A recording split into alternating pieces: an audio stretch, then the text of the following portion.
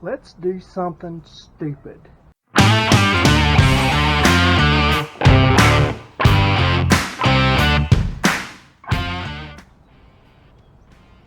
So,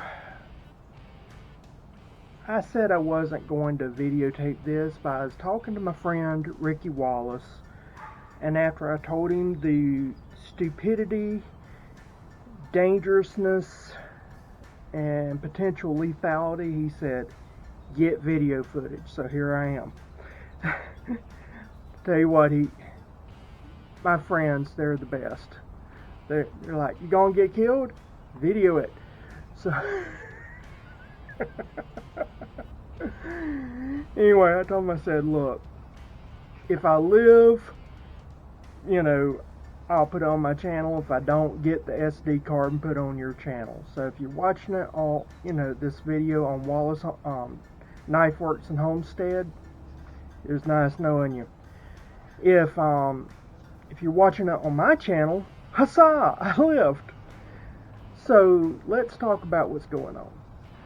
So this is my father-in-law's tractor here, and he's got it hooked up. We were doing some removal of some trees and limbs and things of that nature, and he's got a fork on it right here. And so we're going to put a pallet on this and lift up this front end here to cut some overhanging limbs all over my property here. So this is supposed to be a two-person operation. However, my wife has this nasty thing called a job where she has to work, and so I had to come up with something. The solution was to get a pallet, and the pallet that we was able to get, it had a lot of holes in it. So I talked to my father-in-law, and my solution was, and he thought it was good, so we went with it, is that I had some old carpet. I cut the carpet, and then I stapled it profusely, and that way your foot won't necessarily go through a hole when you're cutting overhead.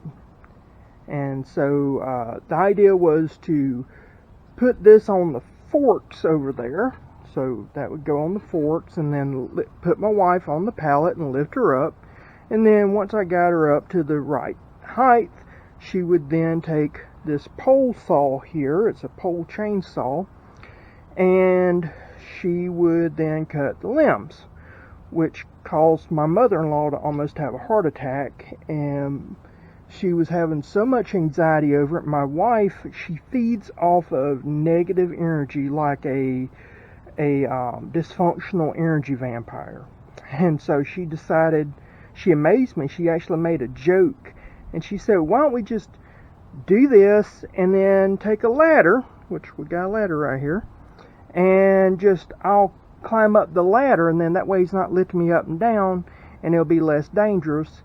That didn't assuage my mother-in-law, and I tried to use my mediator stuff and told her, I said, hey, look, think of it this way. Your husband has determined that I am equipped enough to make sure that your daughter be perfectly safe, or she'll have a quick death, one or the other. And for whatever reason, I don't know why, that didn't help out things. I don't see why it wouldn't have helped out, but that did not calm her down. But I got thinking, my wife's joke, it had some legitimacy to it, so I talked to my father-in-law about it. And after first us, discussing the fact that it's stupid, dumb, should not be done, it will kill you, we talked about the mechanics of it, mainly the hydraulic system and everything, making sure that if that tractor is turned off, which I'll have it turned off because I don't want it engaged to me up on that thing with nobody operating it. So I want to turn it off and me be up on that pallet. And I just want to make sure that there's nothing wrong with the hydraulics where it would tip or whatever and I'd die. And so on that, he was like, that's sound.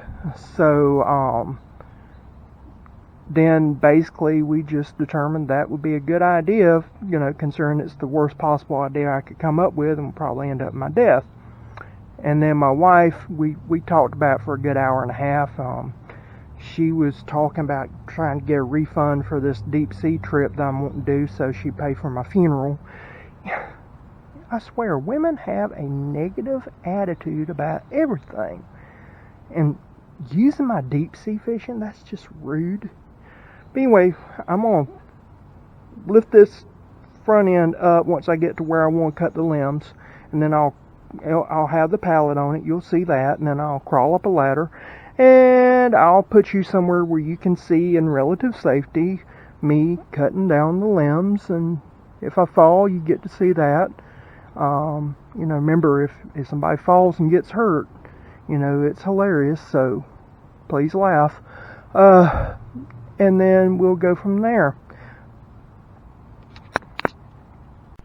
But first I want to talk about this creature. So this was my wife's idea, and I do not care for cordless tools that much, because when I was growing up, cordless tools were not powerful. And over the years, they have changed. This is Greenworks. This is actually the Greenworks G-Max.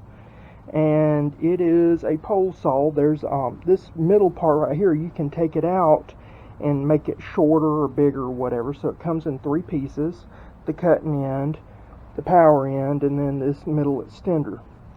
And it uses oil. You get about 20 minutes of use on the oil. And it has these batteries. We bought 2. And so this is a 40 volt lithium battery, 2 amp hours. It has a nice little tester right here.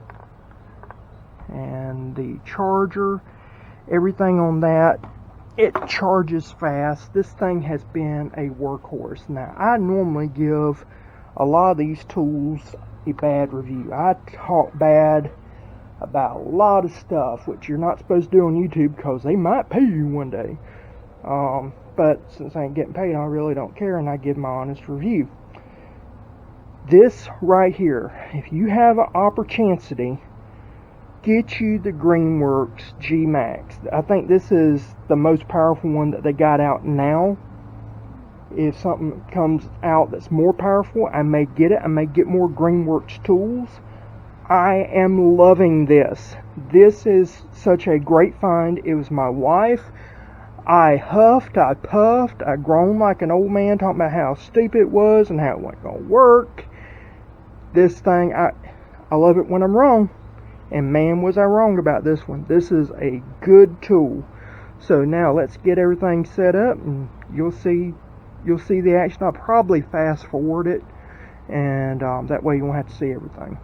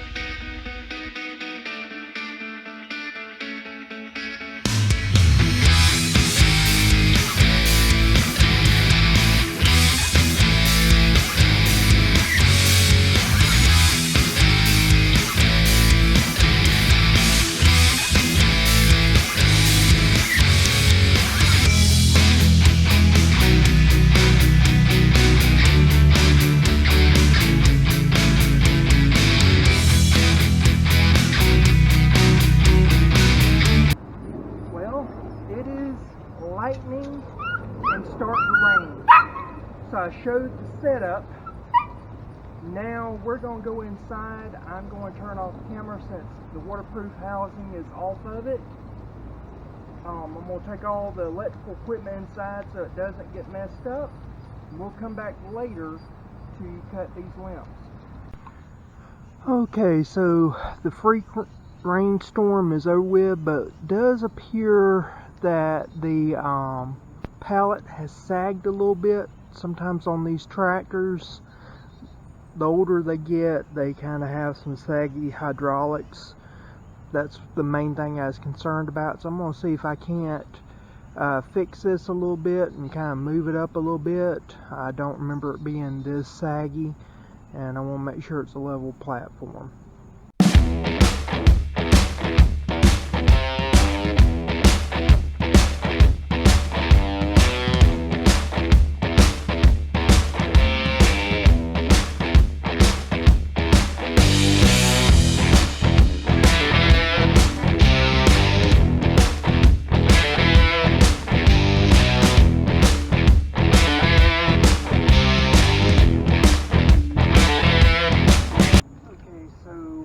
Safety first.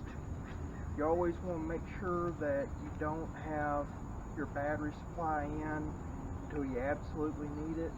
So I'll actually put it on once I've got this on the platform, and I just filled it with some oil. You want to make sure you got your bar and chain oil on there.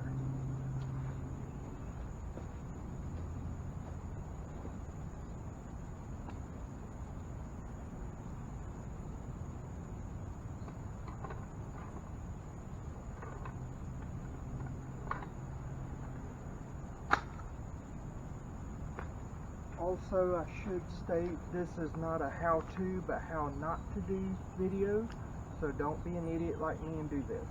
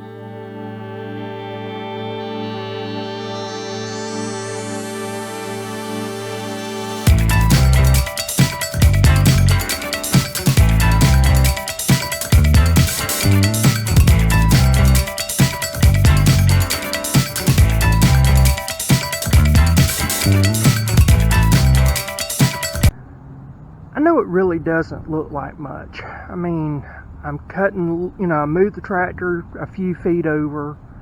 I cut some of the low stuff on the ground so it don't have too much weight, and then I climb up and I finish cutting a limb or two, haul it off, cut it up in little pieces. But I want to show you what I've been dealing with so that you understand the level of work that's been going on here, because this is day 3, 4, something like that. We're getting rained out every single day, so it's all merging together. But I wanted to show you what we're dealing with. Right here is the remnants of a tree that was growing into the power line, and you can see they actually had to move right there the little foundation holder thing, because it was in the roots, and they keep having to move them over, and this tree has been just growing and growing and growing. It's about, I'd say, close to 15 foot, every bit of 12 foot.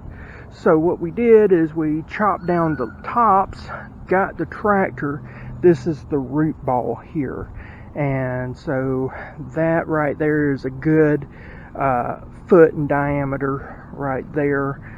Just that base of that tree there kind of lets you know, and then you can see all the roots that were getting intertangled and all that. So from here you can see all of the limbs and stuff that we have up beside the road, but that's not all. This right here was a massive azalea plant, and I've still got to chop out roots and everything else.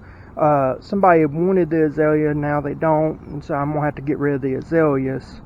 But I also forgot to mention over here, can't see it for all the green stuff. I'm gonna have to actually mark it, but there is a hole right there, and that was a satellite dish that DirecTV refused to pick up, and so we had to pull that out. There you'll see a line going all the way to the house. That is the line itself. I had talked to the local cable company, and they said, just pull it up if they ain't come and get it. It's on your property.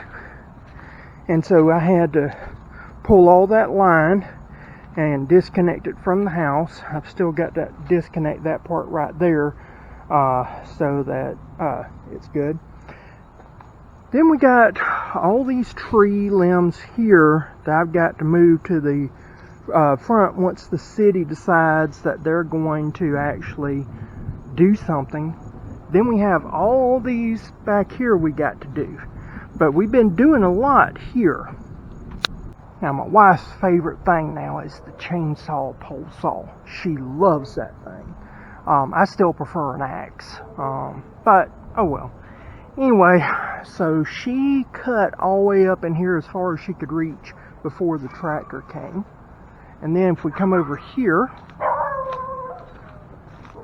you look here, there were ornamental shrubs here, and then over here by this right there was a gigantic azalea. And so these are the azaleas here. They're after being pulled out with a chain, and you can see the massive root balls. These things are still trying to live. My wife absolutely hates azaleas. I don't even know how many hundreds of pounds these things weigh. So I'm going to have to take the tractor, and I guess we're going to have to haul them off or something. I don't know, because I know the city ain't going to haul it off. And then we got all this back here, all them limbs, all the way to those posts back there. Pull out the posts. We got so much to do. So I know it looks like I'm doing not much of nothing, but like right now as I'm filming this, I'm about to set up for another cutting video, and it's thundering. And I'm on a metal platform, got metal ladders. That's not cool. So I'm going to set up, do one more cutting session before I get rained out.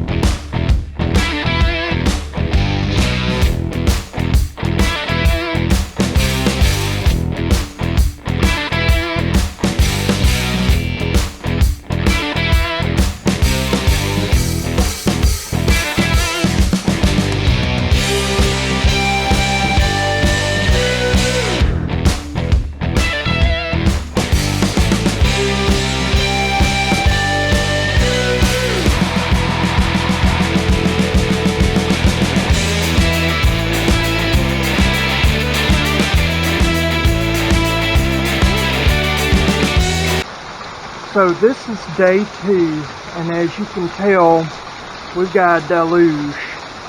Now this will eventually dissipate through the day, but this is what we deal with all the time in Florida. We have drought periods and then we have rain. So people ask, why don't you do more fishing videos? This is why.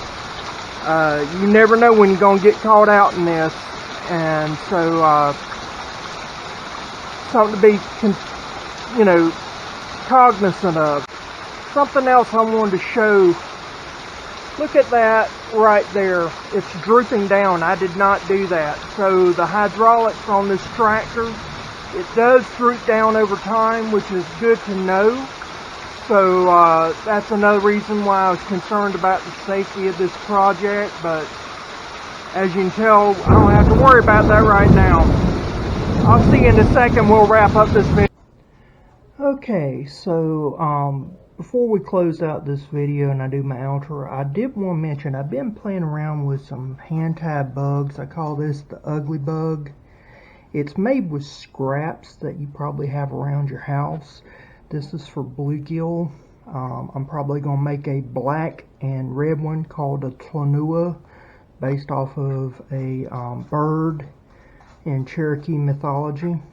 And then even though I'm pretty sure we do not have hellgrammites here in Northwest Florida, I thought I'd make one looking like a hellgrammite as well, since a lot of people that watch my videos have hellgrammites. So if you're interested, I'll show you how to make some flies. They're not going to be the prettiest, but they're effective. And I'll show you how to make them. If you're interested, just leave a comment down below.